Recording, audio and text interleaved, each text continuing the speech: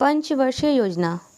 आज़ादी के बाद हमारा देश पूरी तरह से खोखला हो चुका था और इसे सही तरह से रेगुलेट करने के लिए, चलाने के लिए योजनाओं की ज़रूरत थी, प्लानिंग की ज़रूरत थी, जिसे योजना आयोग के माध्यम से लागू किया गया योजनाओं को। योजना आयोग का गठन 15 मार्च 1950 को किया गया और यह रूस के संविधान से प्रेरित था। इसके अध्यक्ष पदेन प्रधानमंत्री होते हैं। योजना आयोग के प्रथम अध्यक्ष जवाहरलाल नेहरू थे और उपाध्यक्ष गुलजारीलाल नंदा थे। प्रथम पंचवर्षीय योजना ये हेराल्ड डोमर मॉडल पर आधारित था और इसमें कृषि को प्राथमिकता दी गई थी। और जब कृषि की बात आएगी तो हमें क्या चाहिए होगा? पानी चाहिए होगा। तो इसीलिए बहुउद्देशीय नदी परियोजना इसमें चालू की गई। पहला है भाखड़ा नागल, दूसरा दामोदर घाटी और तीसरा हीराकुंड। द्वितीय पंचवर्षीय योजना यह पीसी महालनोबिस मॉडल पर आधारित था। जब हमने पहले में कृषि में बात कर ही ली है तो दूसरे में अब हम फैक्ट्रीज के बारे में बात करेंगे, भारी उद्योग के बारे में बात करेंगे। इसमें 3 जगह स्टील प्लांट लगाए गए। पहला राउरकेला, दूसरा भिलाई और तीसरा दुर्गापुर। इन स्टील प्लांट्स को लगाने के लिए बाहर के देशों से हमें ऋण लेना पड़ा, जिसके कारण ये योजना असफल मानी गई। और पहली जो योजना थी वो हमारी सफल योजना थी। वो कहते हैं ना, 3 तिगाड़ा काम बिगाड़ा। तो वही तीसरी पंचवर्षीय योजना सबसे असफल योजना थी। इसी समय 1962 में चीन के साथ युद्ध, 1965 में पाकिस्तान के साथ युद्ध और 1966 में भीषण सूखा पड़ा। और इसी सूखे में लाल बहादुर शास्त्री जी ने नारा दिया था, जय जवान जय किसान का। तीसरी पंचवर्षीय योजना का लक्ष्य था आत्मनिर्भरता को पाना कृषि और उद्योग के क्षेत्र में। और झारखंड का जो बोकारो स्टील प्लांट है वह तीसरी पंचवर्षीय योजना में ही लगाया गया था। तीसरी पंचवर्षीय योजना का असफल होने के कारण 3 साल तक कोई योजना नहीं आई और योजना अवकाश 1966 से लेकर 1969 तक रहा। अब देखेंगे चौथी पंचवर्षीय योजना, जिसका समय था 1969 से 74। इसका उद्देश्य था स्थिरता के साथ आर्थिक विकास करना और आत्मनिर्भरता को प्राप्त करना। इसमें 14 तरह के बैंकों का राष्ट्रीयकरण हुआ।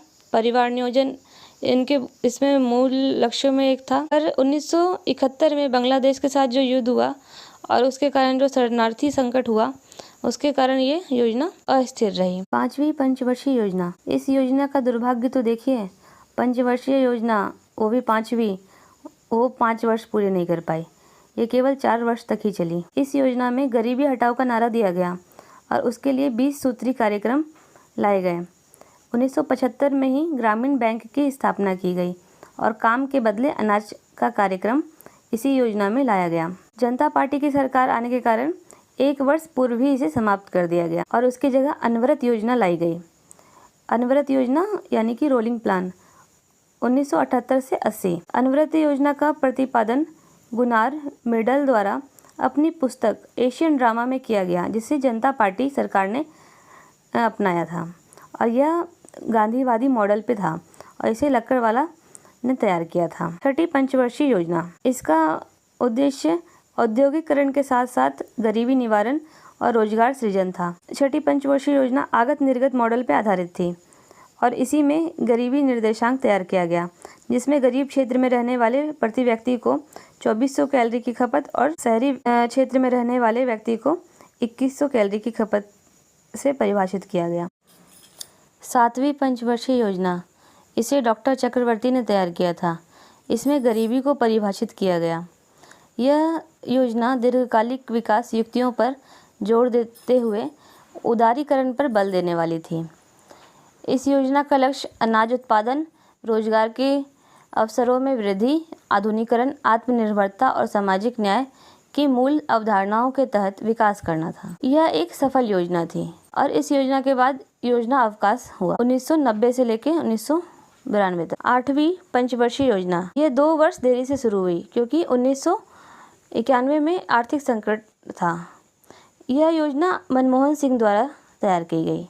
इसमें मानव संसाधन, शिक्षा और उदारीकरण पर जोर दिया गया, जिस कारण इसे शिक्षा को समर्पित योजना कहते हैं। 8वीं पंचवर्षीय योजना को जॉन डब्ल्यू मूलर मॉडल पर आधारित थी और इसके कुछ प्रमुख उद्देश्य थे: प्राथमिक शिक्षा का सार्वभौमिक विकास करना और पेयजल, प्राथमिक स्वास्थ्य सुविधा का विकास। 9वीं पंचवर्षीय योजना यह अमरसेन मॉडल पर आधारित थी। सामाजिक न्याय की क्षमता 9वीं पंचवर्षीय योजना का मुख्य उद्देश्य था और इसमें केंद्र, राज्य और सार्वजनिक क्षेत्र के घाटे को कम करने पे जोर दिया गया। 9वीं पंचवर्षीय योजना भूकंप, कारगिल और परमाणु परीक्षण के कारण असफल हो गई। 10वीं पंचवर्षीय योजना यह आगत निर्गत मॉडल पर आधारित था और इसका समय है 1 अप्रैल 2002 से 31 मार्च 2007। इसमें शिक्षा को बढ़ाने के लिए सर्व शिक्षा अभियान प्रारंभ किया गया। 11वीं पंचवर्षीय योजना 2007 से 2012, इसमें समावेशी विकास को चलाया गया, तीव्रतम विकास पर जोर दिया गया और मिड डे मील